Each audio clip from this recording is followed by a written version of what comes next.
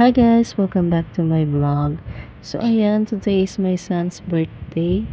Kaya ayan, busy-busy po mag-ayos ng pang-decoration.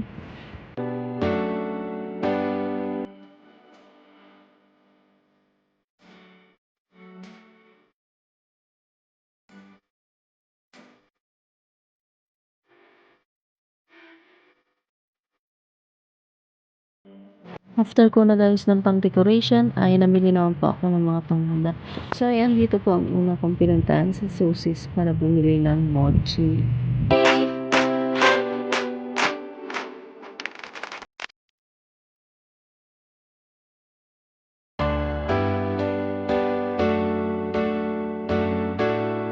Then after ko po sa Susis ay bumili naman po ako ng cassava cake dito sa Don Benitos.